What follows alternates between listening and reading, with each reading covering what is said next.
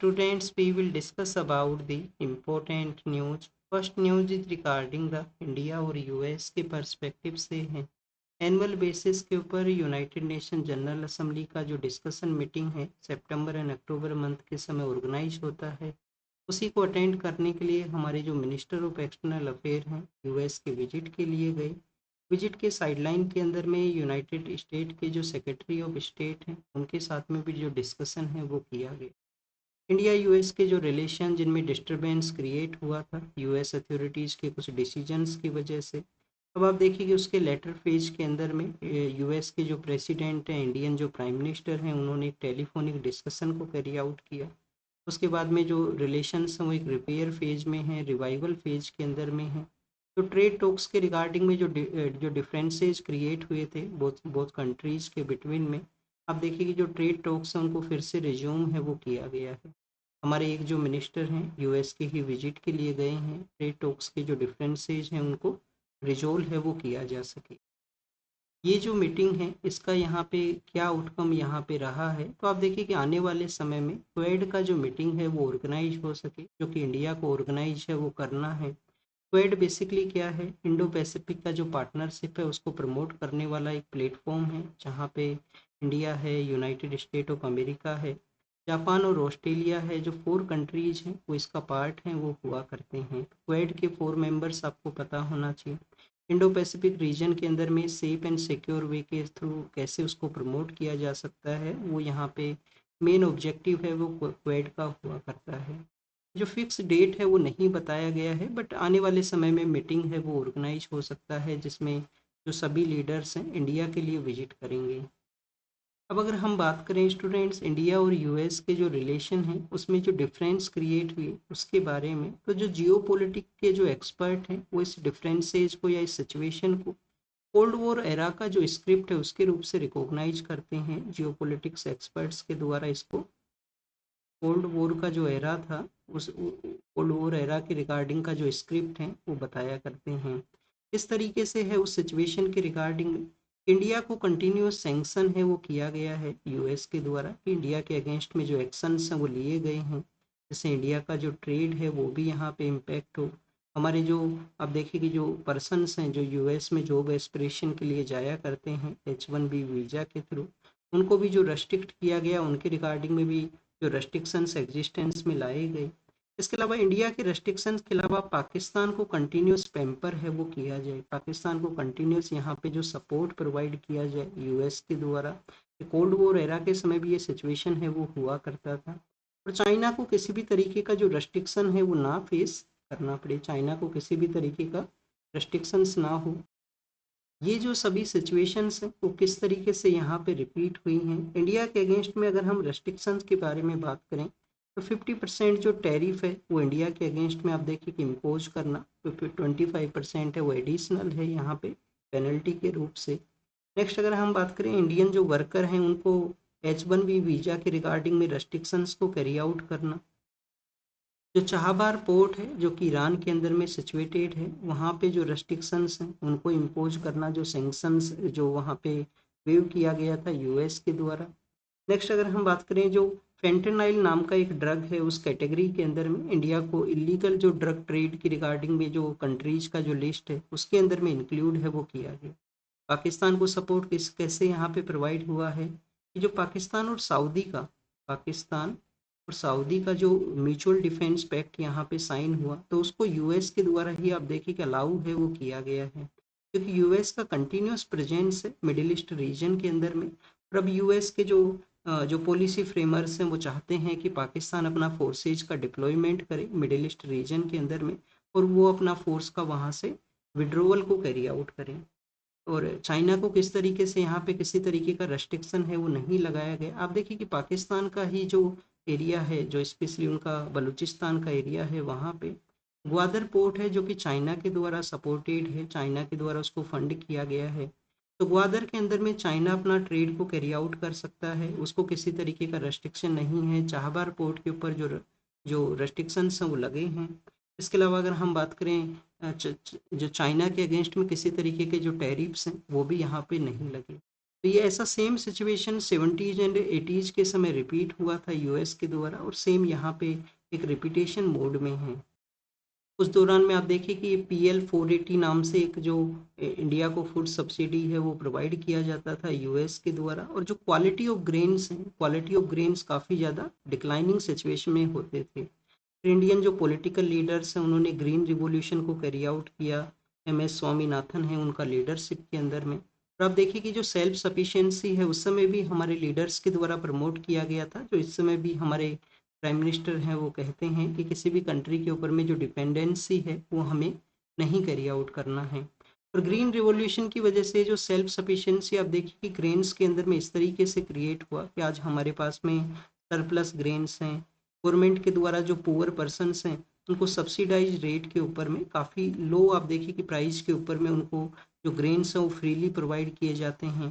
काफ़ी सारे ऐसे नेशंस हैं जहाँ पे हम ग्रेन्स को जो एक्सपोर्ट हैं वो भी किया करते हैं। तो ये तो बेसिकली हमारा सेल्फ सफिशिएंसी एंड जर्नी के बारे में है। यहाँ पे हमने यूनाइटेड नेशन जनरल असेंबली के बारे में भी रीड किया, उसका जो 80 जो एनुअल मीटिंग है उसको अटेंड करने के लिए लीडर हमारे गए हैं। तो स्टूडेंट्स, अब आपको यहाँ पे एक बेसिक क्वेश्चन है वो पता होना चाहिए कि यूएन के, यूनाइटेड नेशन के 6 प्रिंसिपल ऑर्गेनाइजेशन हैं। 6 क्या हैं? 6 उसके प्रिंसिपल ऑर्गेनाइजेशन हैं। 6 प्रिंसिपल ऑर्गेनाइजेशन हैं, तो ये कौन कौन से हैं? फर्स्ट आप देखिए कि यूनाइटेड नेशन जनरल असेंबली है, यूनाइटेड नेशन जनरल असेंबली है। फिर यूनाइटेड नेशन सिक्योरिटी काउंसिल है। तो यूएन के जो मेंबर्स हुआ करते हैं जनरल असेंबली का वो पार्ट हुआ करते हैं। सिक्योरिटी काउंसिल के अंदर में 5 तो आप देखिए कि परमानेंट मेंबर हैं, 10 वहाँ पे नॉन परमानेंट मेंबर हैं जो कि 2 ईयर के बेसिस के ऊपर में इलेक्ट होते हैं। इंडिया काफ़ी बार नॉन परमानेंट मेंबर के रूप से तो इलेक्ट हो चुका है, बट इंडिया का जो कोशिश है G4 नेशंस के थ्रू कि यूएनएससी का रिफॉर्म है वो किया जाए, और रिफॉर्म का ज़रूरत भी है। ग्लोबल साउथ के जो कंट्रीज हैं उनका रिप्रेजेंटेशन यहाँ पे हो। आप देखिए कि लैटिन अमेरिका, अफ्रीका ऐसे कॉन्टिनेंट्स हैं जहाँ पे किसी भी कंट्री का जो रिप्रेजेंटेशन है जो परमानेंट मेंबर के रूप से नहीं है सिक्योरिटी काउंसिल के अंदर में। नेक्स्ट अगर हम बात करें, अब देखिए इकोनॉमिक एंड सोशल काउंसिल है, एक है इकोनॉमिक एंड सोशल काउंसिल, तो थर्ड यहाँ पे प्रिंसिपल ऑर्गेनाइजेशन हुआ। फिर स्टूडेंट्स एक ट्रस्टशिप काउंसिल है वो भी एग्जिस्ट करता है, ट्रस्टीशिप काउंसिल है वो भी एग्जिस्ट करता है। तो ट्रस्टीशिप काउंसिल के अलावा इंटरनेशनल कोर्ट ऑफ जस्टिस है, ओनली यूएन का जो 6 प्रिंसिपल ऑर्गेनाइजेशन है जिसका हेडक्वार्टर आउटसाइड द न्यूयॉर्क के आउटसाइड के अंदर में सिचुएटेड है। तो इसका हेडक्वार्टर कहाँ पे है ये आप कमेंट सेक्शन के अंदर बताना, ये आपका होमवर्क है। नेक्स्ट अगर हम बात करें, एक यहाँ पे जो प्रिंसिपल ऑर्गेनाइजेशन है वो बचा है, वो है सेक्रेटरीट, यूएन का जो सेक्रेटरीट है। तो इस तरीके से 6 प्रिंसिपल ऑर्गेनाइजेशन है जो आपको पता है वो होने चाहिए। नेक्स्ट अगर हम बात करें स्टूडेंट्स, पाकिस्तान के बारे में है, हमने यहाँ पे पाकिस्तान के पैम्परिंग के बारे में देखा, बट आप देखिए कि कंटिन्यूस पाकिस्तान के अंदर में ह्यूमैनिटेरियन वायलेंस वो हुआ करता है। ह्यूमैनिटेरियन वायलेंस वहाँ पे एक TTP नाम का ग्रुप है, तहरीक तालिबान पाकिस्तान। अब आप देखिए कि ये जो ग्रुप्स हैं वो क्या है, मिलिटेंसी को ये ग्रुप्स कैरी आउट करते हैं, उनके लोगों के ऊपर में, सिविलियन पर्सनस के ऊपर में एरियल बॉम्बिंग है वो किया गया है पाकिस्तान के सिक्योरिटी फोर्सेज के द्वारा। इस रीजन के अंदर में है ये जो ग्रुप्स हैं, जो खैबर पख्तूनवा का जो रीजन है जो कि अफगानिस्तान के साथ में बॉर्डर है वो शेयर करता है। अफरीदी नाम का जो ट्राइबल कम्युनिटी है उस एरियाज में रहा करती है, जो खैबर पख्तूनवा का एरिया है जो कि जहाँ पे खैबर पास भी सिचुएटेड है, अफगानिस्तान से बॉर्डर है वो भी शेयर करता है। हमारे लिए क्या इंपॉर्टेंट है एग्जाम के लिए? एग्जाम के लिए आप देखिए कि एक पैटर्न आपको मिलेगा कि काफ़ी बार जो इंसर्जेंट्स जो ग्रुप्स हुआ करते हैं इस तरीके से एक्टिविटीज़ को क्यों कैरी आउट करते हैं, क्योंकि स्टूडेंट्स पिछले कुछ समय से कुछ इंसर्जेंट ग्रुप्स ने पावर को टेक ओवर किया। कौन कौन से ग्रुप्स ने किया? जैसे कि आप देखिए कि तालिबान ने पावर को टेक ओवर किया कहाँ पे, अफगानिस्तान के अंदर में यूएस के फोर्स का विड्रोवल हुआ था 2021 के समय में। फिर आप देखिए कि ऐसा ही आपको अफ्रीकन नेशंस में भी काफ़ी सारे जो ग्रुप्स हैं वो मिलेंगे कि वो पावर को कैप्चर करना चाहते हैं, और एंड ऑफ द डे जो मैक्सिमम कंट्रीज हैं वो उसको रिकॉग्नाइज हैं वो करते हैं। ऐसा ही आपको सीरिया के अंदर में मिलेगा। सीरिया के अंदर में भी आप देखिए कि जो एक बैंड ऑर्गेनाइजेशन है और एक जो पर्सन है जो कि टेररिस्ट के रूप से डिक्लेयर थे, उन्होंने वहाँ पे रिवॉल्यूशन करते हुए, रिवॉल्यूशन या मूवमेंट को करते हुए पावर को कैप्चर किया और मैक्सिमम कंट्रीज के द्वारा उनको रिकॉग्नाइज है वो कर दिया गया है। तो जो टीटीपी है, तहरीक तालिबान पाकिस्तान है, उसका भी यहाँ पे अल्टीमेट ऑब्जेक्टिव यही है कि एंड ऑफ द डे वो पाकिस्तान के अंदर में पावर को कैप्चर करें और फिर मैक्सिमम जो कंट्रीज हैं उनको रिकॉग्नाइज है वो यहाँ पे कर दें। नेक्स्ट अगर हम बात करें पाकिस्तान के बारे में, तो पाकिस्तान में एक काफ़ी सारा जो आपको डिफरेंस है वो मिलेगा। डिफरेंस किस तरीके से मिलेगा कि वहाँ का जो पंजाब का जो रीजन है, पाकिस्तान में जो पंजाब का जो रीजन है वो पॉलिटिकली भी डोमिनेटेड है, इकोनॉमिकली भी डोमिनेटेड है। और पॉलिटिकली तो इस तरीके से डोमिनेटेड है कि आप देखिए कि जो पॉलिटिकल पार्टीज हैं उनको रिक्वायर्ड नहीं है कि अदर पार्ट के अंदर में वो अपना कैंपेनिंग भी करें या अदर पार्ट के अंदर में वो अपने जो मेंबर्स हैं उनके वहाँ से विक्ट्री है उसको अचीव करें। अगर पंजाब का जो रीजन उन्होंने कंट्रोल कर लिया, वहाँ पे अच्छा विक्ट्री कर लिया, तो गवर्नमेंट फॉर्मेशन के जो नंबर्स हैं वो वहाँ पे क्रिएट हो सकते हैं। तो ये हमने पाकिस्तान के बारे में देखा। नेक्स्ट अगर हम बात करें, जीएसटी रिफॉर्म्स को प्रमोट किया गया है। पीएम सर ने कुछ कुछ स्टेट्स के विजिट के लिए गए थे। अभी आप देखिए अरुणाचल प्रदेश के विजिट के लिए गए हैं, अरुणाचल प्रदेश, त्रिपुरा के वहाँ पे गए हैं, त्रिपुरा के वहाँ पे गए हैं। तो उस विजिट के दौरान में उन्होंने जीएसटी के रिगार्डिंग में जो गवर्नमेंट ने रिफॉर्म्स लिए हैं उनको कहा गया कैसे आने वाले समय में जो एमएसएमई का जो सेक्टर है उसको ये प्रमोट करेंगे, उसको बूस्ट करने का भी ज़रूरत था क्योंकि हमें ग्रोथ है उसको कैरी आउट करना है प्रेजेंट समय में। बचत उत्सव है उसको, जो यहाँ पे जीएसटी रिफॉर्म है उसको बचत उत्सव मीन्स सेविंग का जो यहाँ पे एक फेस्टिवल के रूप से बताया गया है। तो वन नेशन वन टैक्सेशन के थ्रू हम जीएसटी लेके आए, अब यहाँ पे स्लैब्स को रिस्ट्रक्चर किया गया है, लोगों के पास में पैसा बचेगा और हमें स्वदेशी जो प्रोडक्ट्स हैं उनको प्रमोट है वो करना है। वन नेशन वन टैक्सेशन आपको पता होना चाहिए किस कॉन्स्टिट्यूशन अमेंडमेंट एक्ट के थ्रू ये एग्जिस्टेंस में आया था और जिसकी स्लैब्स को अब रिस्ट्रक्चर है वो किया गया है। नॉर्थ ईस्टर्न जो स्टेट्स के वहाँ पे विजिट के अंदर में गवर्नमेंट के जो इनिशिएटिव हैं, जैसे कि जो लास्ट विलेज जिसको बोला करते थे उसको प्रायोरिटी बेसिस के ऊपर में फर्स्ट विलेज का जो नाम दिया गया है, जो हमारे बॉर्डर विलेज हैं जिनको कि फर्स्ट विलेज के रूप से अब कहा जाता है। इसके अलावा स्टूडेंट्स बॉर्डर एरियाज के अंदर में वाइब्रेंट विलेज प्रोग्राम भी है, वाइब्रेंट विलेज प्रोग्राम भी है जो बेसिक सर्विस को प्रोवाइड करने के रिगार्डिंग में है। कुछ हाइड्रो प्रोजेक्ट्स हैं उनको भी इनोग्रेट किया गया है वहाँ पे। Hydro projects in north eastern part of India में जो अरुणाचल प्रदेश स्टेट है वहाँ पे। और जो हाइड्रो प्रोजेक्ट्स हैं वो आप देखिए कि वहाँ का जो टेरेन है उसके लिए फीजिबल है और डिफ़िकल्ट टेरेन होने की वजह से वहाँ पे प्रोजेक्ट्स जो हमारे इंफ्रास्ट्रक्चर प्रोजेक्ट्स हैं वो नहीं पहुँच पाते हैं। बट आप देखिए कि हाइड्रो प्रोजेक्ट्स के थ्रू वो जो स्टेट्स हैं कैसे हमारे कंप्लीट नेशन को सपोर्ट है वो प्रोवाइड करते हैं। ये बेसिकली नॉर्थ ईस्ट के बारे में है। नेक्स्ट अगर हम बात करें प्लेन का जो क्रेज था उसके पर्सपेक्टिव से, सुप्रीम कोर्ट के द्वारा सेंसर किया गया है कि सेलेक्टिव यहाँ पे जो प्रिलिमिनरी रिपोर्ट है उसका ना रिलीज हो। Aircraft accident investigation bureau, aircraft accident investigation bureau, उनके द्वारा इसको इन्वेस्टिगेट है वो किया गया है जो प्लेन का क्रैश हुआ था अहमदाबाद के वहाँ पे। एयरक्राफ्ट एक्सीडेंट इन्वेस्टिगेशन ब्यूरो है क्या, 2012 के समय ये सेटअप हुआ क्योंकि आप देखिए कि इंटरनेशनल सिविल एविएशन का जो ऑर्गेनाइजेशन है, इनको एक बार रफ करेंगे students, international civil aviation organization. अब देखिए कि कहाँ पे ये सिचुएटेड है, क्या कनाडा के अंदर में इसका हेडक्वार्टर है, ये आप कमेंट सेक्शन के अंदर बताना, आपका होमवर्क है। सेकंड होमवर्क है यहाँ पे आपको इंटरनेशनल कोर्ट ऑफ जस्टिस के हेडक्वार्टर के बारे में बताना है।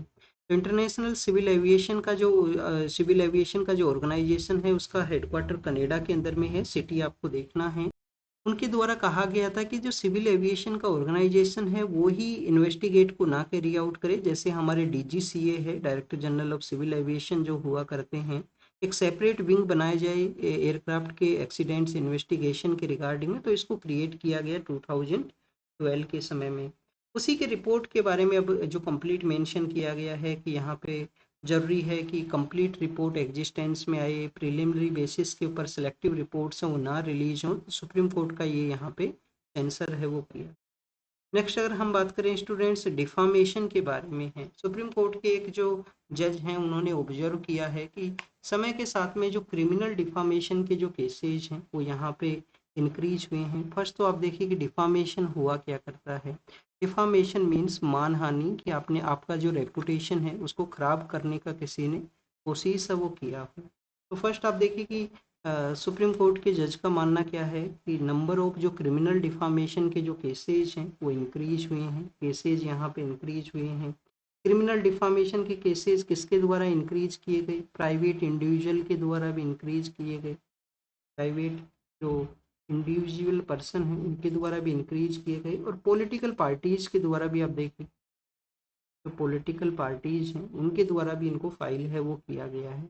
तो फर्स्ट क्वेश्चन आपके लिए जो रेज होता है वो ये है कि ये जो डिफामेशन है वो है क्या। डिफामेशन है कि स्पीकिंग और writing words, defamation refers to the speaking और राइटिंग वर्ड्स, मेकिंग साइंस और publishing any information against someone with the intention to harm the that party, कि उस जो पर्सन है, जो जिस भी पर्सन के बारे में आप यहाँ पे कुछ लिखते हो, कुछ राइटिंग में कैरी आउट करते हो या बोलते हो, या कुछ साइंस आप क्रिएट करते हो जिससे कि उसका रेपुटेशन है उसको आप यहाँ पे खराब कर सको, और ये उसका जो रेपुटेशन को डैमेज कर सकता है। किसके रेपुटेशन को डैमेज कर सकता है, इंडिविजुअल पर्सन का भी और ग्रुप का भी। इंडिविजुअल पर्सन या आप देखिए कोई बिजनेस ग्रुप है वो भी फाइल कर सकता है कि ग्रुप का रेपुटेशन को खराब करने का कोशिश किया गया फॉल्स इन्फॉर्मेशन के थ्रू।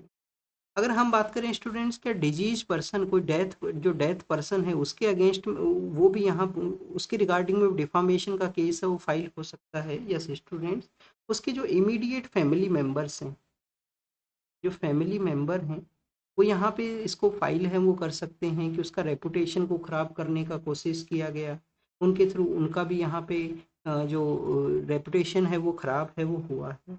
हमारा जो आईपीसी जो हुआ करता था, इंडियन पीनल जो कोड है, वो आप देखिए कि इंडियन पीनल कोड के अंदर में जो सेक्शंस हुआ करते थे 499, 499, 500, वहाँ पे डिफामेशन के बारे में मेंशन था। फिर अगर हम बात करें अब प्रेजेंट समय में, आप देखिए कि जो न्याय संहिता है जो हमारे यहाँ पे लॉज को चेंज किया गया है, उसके अंदर में किस सेक्शन में इसका मेंशन है, तो उसके अंदर में जो सेक्शन 356 है, बीएनसी के अंदर में सेक्शन 356 है, वहाँ पे डिफामेशन का जो इंफॉर्मेशन प्रोसेस और पनिशमेंट प्रोसेस दोनों के ही बारे में मेंशन है वो किया गया है। सुप्रीम कोर्ट ने क्रिमिनल डिफामेशन को, जो क्रिमिनल जो डिफामेशन है उसको यहाँ पे जो freedom of speech and expression है, जो आपका राइट टू फ्री स्पीच है, आर्टिकल 19(1) क्लोज ए, उसके अंडर में जो आपको freedom of speech and expression है, उसके आप देखिए कि जो रीजनेबल ग्राउंड्स हैं जो उसको रेस्ट्रिक्ट करते हैं, उसके अंदर में डिफामेशन है उसको इंक्लूड है वो किया था। कि जो फ्रीडम ऑफ स्पीच और एक्सप्रेशन है वो एब्सोल्यूट नहीं है, एब्सोल्यूट नहीं है। और आप देखिए कि यहाँ पे किसी का जो आपके पास में फ्री स्पीच है तो ये नहीं है कि आप किसी पर्सन का रेपुटेशन है उसको खराब कर सकते हो।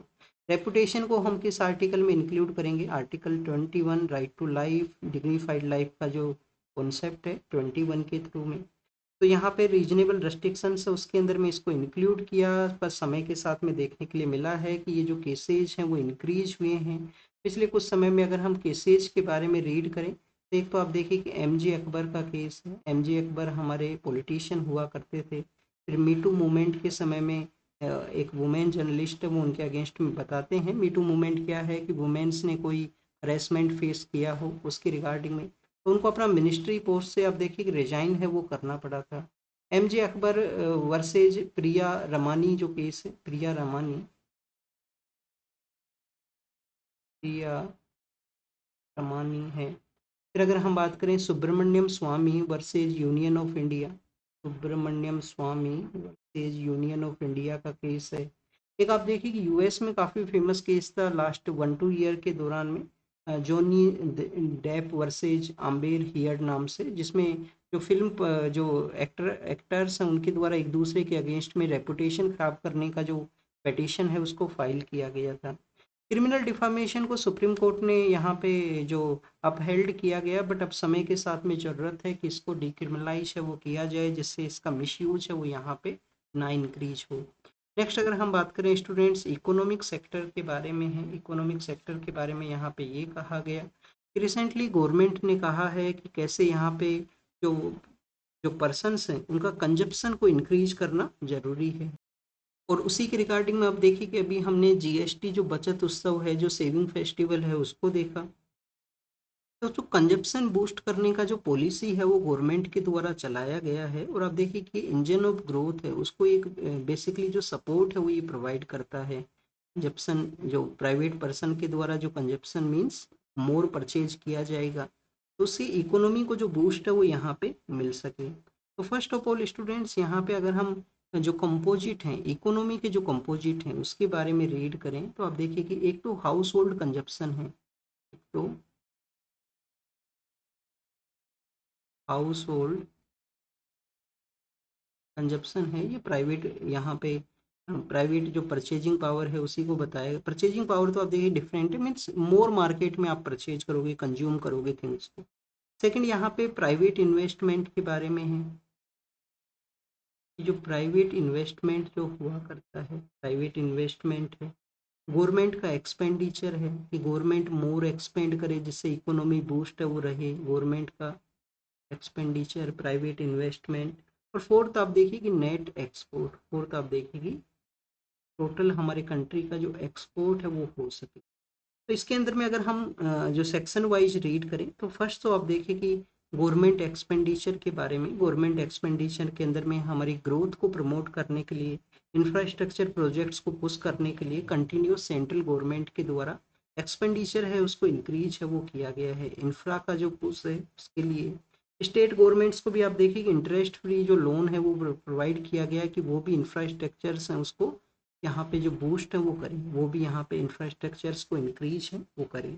तो गवर्नमेंट ने आप देखिए कि जो जो यहाँ पे रेट हुआ करता था कि इतना परसेंटेज ऑफ रेट के ऊपर में उनको एक्सपेंडिचर को कैरी आउट करना है, उसमें भी कुछ डिक्लाइन हुआ। उसमें कुछ डिक्लाइन कैसे हुआ, क्योंकि अभी गवर्नमेंट ने कुछ ऐसे सेक्टर्स हैं जैसे कि डिफेंस को प्रायोरिटाइज किया गया है, कुछ वो जो अलग एरियाज हैं वहाँ पे भी उनको प्रायोरिटाइज किया गया कि हमें सभी सेक्टर्स में जो ग्रोथ है उसको करना है। तो लिटिल बिट यहाँ पे गवर्नमेंट का एक्सपेंडिचर में डिक्लाइन है वो हुआ है, जो कि जस्ट आफ्टर द कोविड के समय जो मोर गवर्नमेंट का एक्सपेंडिचर में कंट्रीब्यूशन था। नेक्स्ट अगर हम बात करें स्टूडेंट्स प्राइवेट इन्वेस्टमेंट के बारे में, प्राइवेट इन्वेस्टमेंट समय के साथ में इंक्रीज हुआ है, बट अगर हम बात करें ग्रोथ का, आप देखिए कि जो पर्सनल कैपेसिटी है, इंडस्ट्रियल जो कैपेसिटी का यूटिलाइजेशन है, तो 2011 के समय जिस तरीके से 80% जो हमारा इंडस्ट्रियल कैपेसिटी का यूटिलाइजेशन हुआ करता था, उसको अभी तक जो अचीव है वो नहीं किया गया है, उसको अभी तक अचीव नहीं किया गया। Private investment over the years increase हुआ है, बट जितना पोटेंशियल हम यूज कर सकते हैं वो हमने यहाँ पे नहीं किया। नेट एक्सपोर्ट के बारे में देखें तो आप देखिए कि ट्रेड है वो स्ट्रगलिंग फेज के अंदर में है। यूएस के द्वारा जो मेजर ट्रेड डेस्टिनेशन होता था, टैरिफ को इंक्रीज करना हो, और भी काफ़ी सारे रेस्ट्रिक्शंस हैं जो लगे हैं, जैसे चाहबार पोर्ट का जो हमें जो एक्सेस हुआ करता था उस पर रेस्ट्रिक्शंस लगा दिए गए हैं। अब आप देखिए कि सेंट्रल जो एशियन कंट्रीज हैं, जो अफगानिस्तान है उसको एक्सपोर्ट करते हैं, वो भी यहाँ पे स्ट्रगलिंग फेज के अंदर में काउंट है वो किया जाएगा। तो गवर्नमेंट का ये जो हाउस होल्ड कंजप्शन को बूस्ट करना, इकोनॉमी का जो बूस्ट है उसके लिए मोस्ट इम्पोर्टेंट है यहाँ पे प्रेजेंट कंटेक्स्ट के अंदर में, जब अदर जो एरियाज हैं वो स्ट्रगलिंग सिचुएशन में हों। नेक्स्ट अगर हम बात करें स्टूडेंट्स यहाँ पे कॉन्स्टिट्यूशनल वैल्यूज के बारे में है कि एक पेटिशन फाइल होती है, सुप्रीम कोर्ट कहते हैं कि जो फंक्शन है, जो कर्नाटक गवर्नमेंट का जो फंक्शन है दशहरा का, वो कि आप देखिए कि पब्लिक इवेंट है। पब्लिक इवेंट है मीन्स कि वहाँ पे, और जो कर्नाटक स्टेट है उसका कोई रिलीजन नहीं है, वो सेक्युलर है, क्योंकि हमारे कॉन्स्टिट्यूशन के प्रियम्बल के अंदर सेक्युलरिज्म को ही बताया गया है। अल्टीमेट हमारा जो बेसिक जो गाइडेंस है स्टेट के रनिंग प्रोसेस के अंदर में पब्लिक इवेंट है, तो वहाँ पे रेस्ट्रिक्शंस नहीं लगाए जा सकते रिलीजन के बेसिस के ऊपर में। आर्टिकल जो 25 है 26 है, आर्टिकल 25 26 आपको रिलीजियस जो फ्रीडम तो प्रोवाइड करता है, बट रेस्ट्रिक्शंस वो आप देखिए कि नहीं प्रोवाइड करता है। रेस्ट्रिक्शंस आपको नहीं देता है कि ये पर्सन इस रिलीजन से बिलोंग नहीं करता है तो आपको इसको रेस्ट्रिक्ट वो करोगे इस एक्टिविटी के अंदर में। तो फिर से कोर्ट के द्वारा रीअफर्म किया गया है हमारे जो फंडामेंटल प्रिंसिपल्स हैं बेसिक स्ट्रक्चर के। आप देखिए कि ज़रूरत है कि गवर्नमेंट का जो पॉलिसी फ्रेमर्स हैं जो यहाँ पे उन प्रिंसिपल्स को कंटिन्यूस कैरी आउट करें, जो बेसिक स्ट्रक्चर हैं हमारे फंडामेंटल हैं कंट्री के डेवलपमेंट के अंदर में। H1B वीजा नाम का जो प्रोसेस है, जो कि यूएस के अंदर में हमारे जो हाई स्किल वर्कर्स जाया करते हैं, 70% आप देखें कि इंडियन पर्सन इस वीजा प्रोसेस के बेनिफिशरीज हैं। तो ये जो रेस्ट्रिक्शंस जो लगाए गए हैं न्यू एप्लीकेंट्स के ऊपर में, कैसे वो वुमेन वर्क को इम्पैक्ट है वो करेगा। ऑलरेडी वुमेन्स को जो पेमेंट है वो काफ़ी कम हुआ करता है। यहाँ पे जो मोर यहाँ पे एप्लीकेशन फ़ी हुआ है, तो आप देखिए कि वुमेन्स का जो मूवमेंट है उसको ये रेस्ट्रिक्ट है वो करेगा। तो वुमेन्स के बारे में है। हमारा जो इंडस्ट्रीज है उनके द्वारा कहा गया है कि जो रिलैक्सेशन प्रोवाइड किया गया है ऑलरेडी वीज़ा होल्डर्स को, वो भी यहाँ पे एक नॉर्मलाइज करने में सिचुएशन है वो प्रोवाइड करेगा। तो वो भी एक न्यूज़ था इकोनॉमी के पेज के ऊपर में।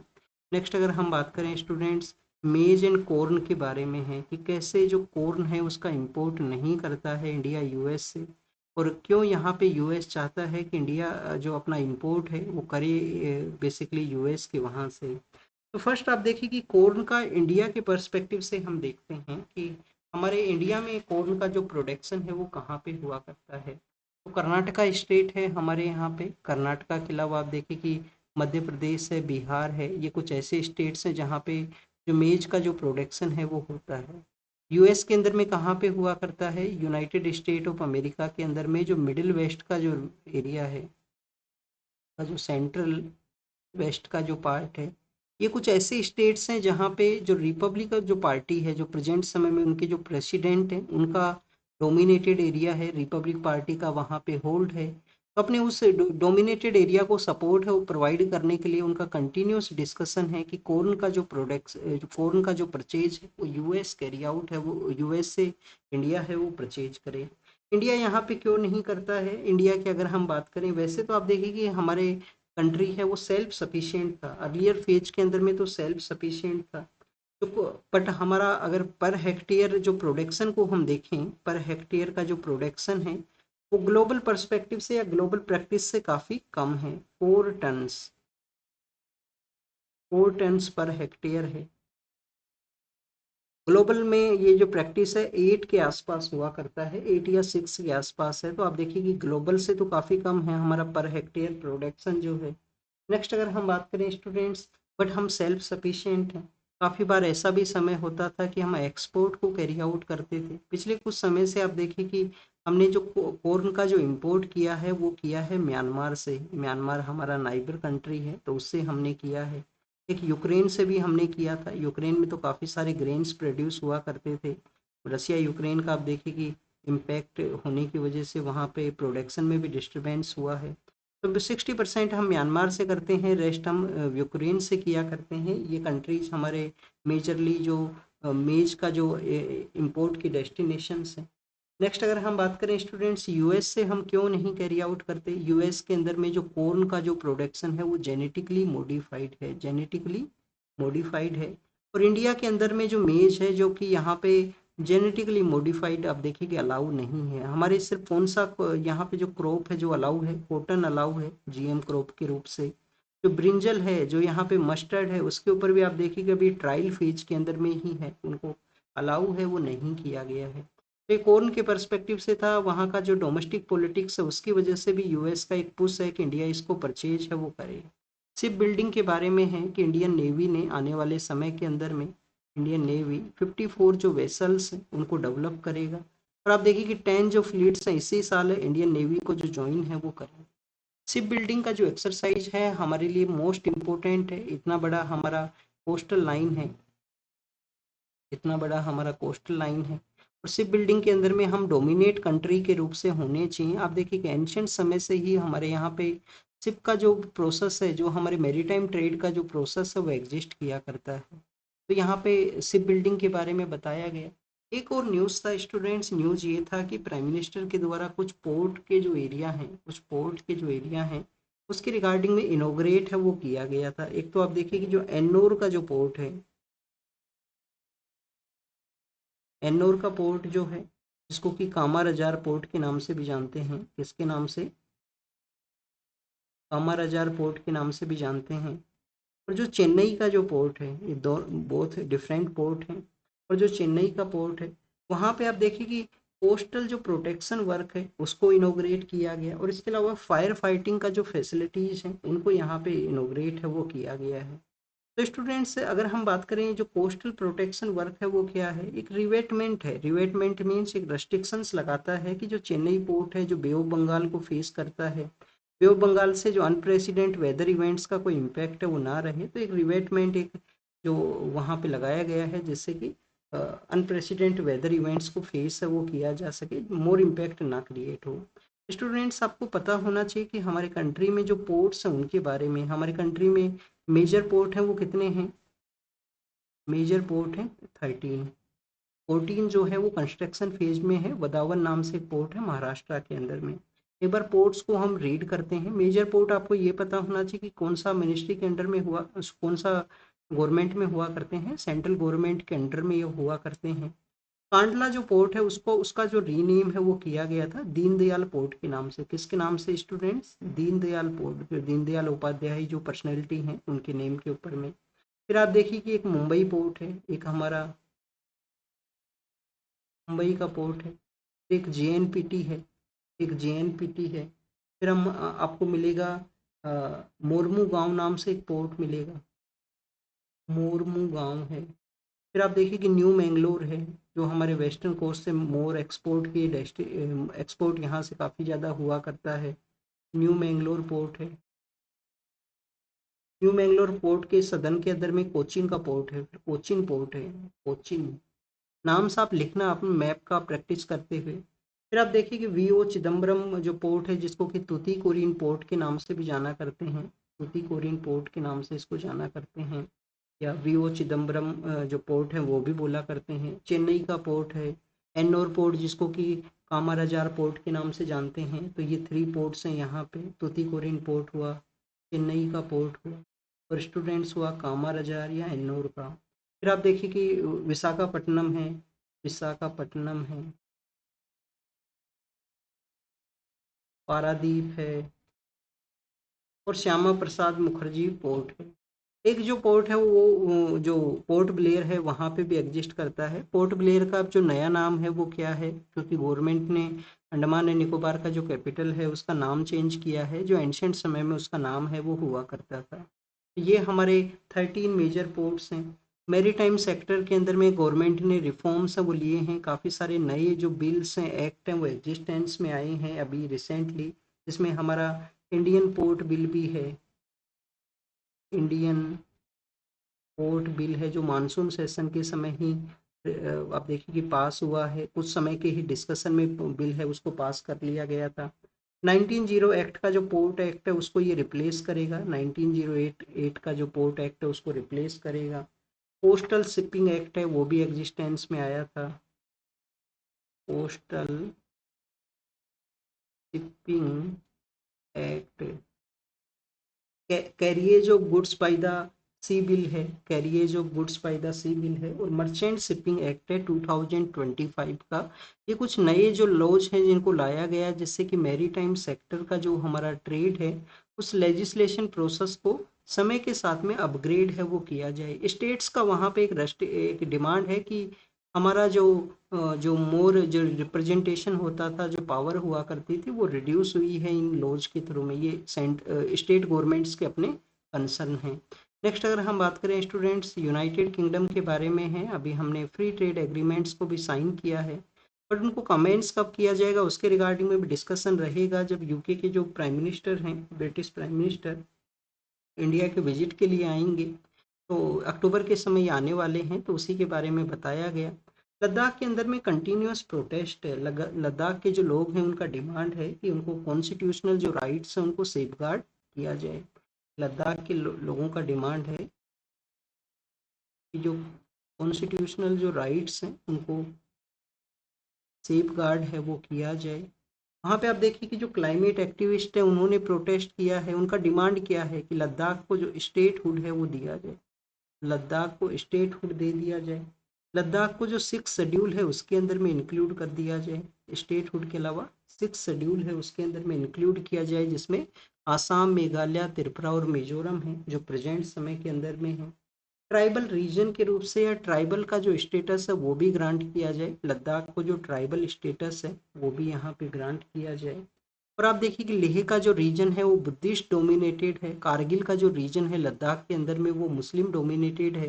तो दोनों अलग अलग एरियाज को यहाँ पे एक जो अलग से जो पार्लियामेंट्री सीट है वो क्रिएशन किया जाए, एक एडिशनल पार्लियामेंट्री सीट है उसका वहाँ पे क्रिएशन हो।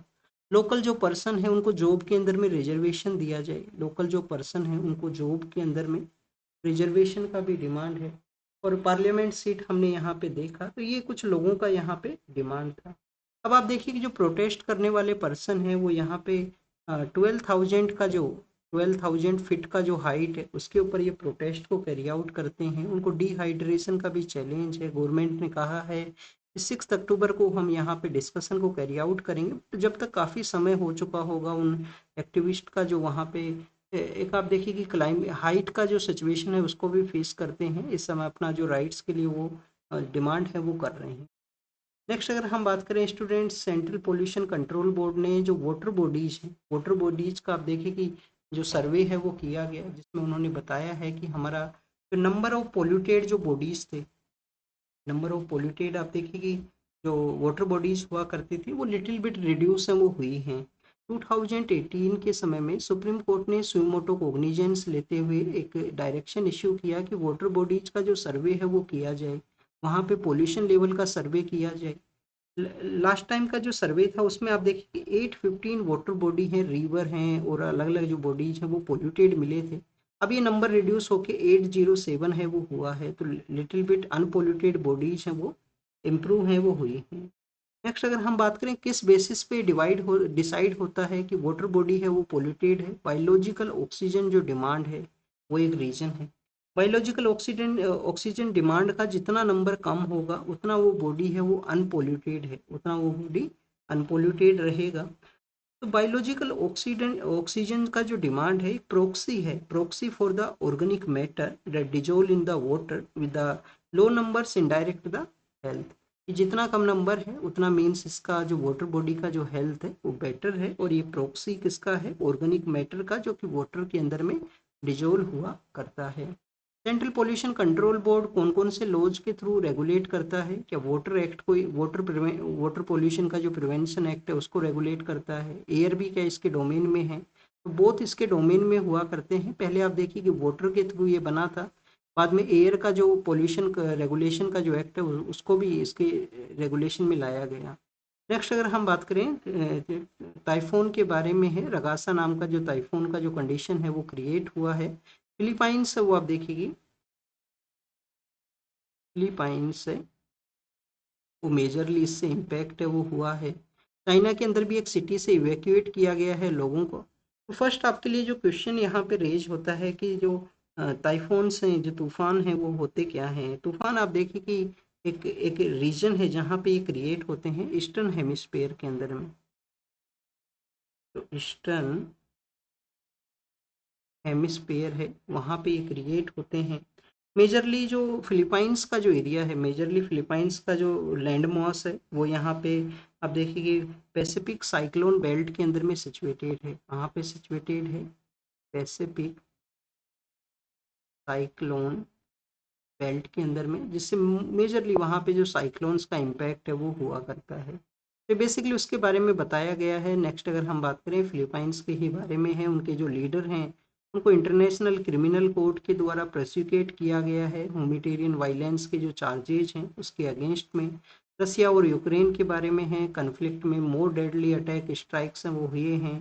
फिर आप देखिए कि ईरान के जो न्यूक्लियर चीफ हैं, ईरान के जो न्यूक्लियर चीफ हैं रसिया के विजिट के लिए जाएंगे, जिससे कि पावर प्लांट्स के रिगार्डिंग जो एग्रीमेंट है उसको साइन किया जा सके। तो स्टूडेंट्स फिलीपाइंस के अंदर में लोगों के द्वारा प्रोटेस्ट भी किया गया, तो प्रोटेस्ट को भी बताया है, साइक्लोनिक एक्टिविटी को भी यहाँ पे बताया है।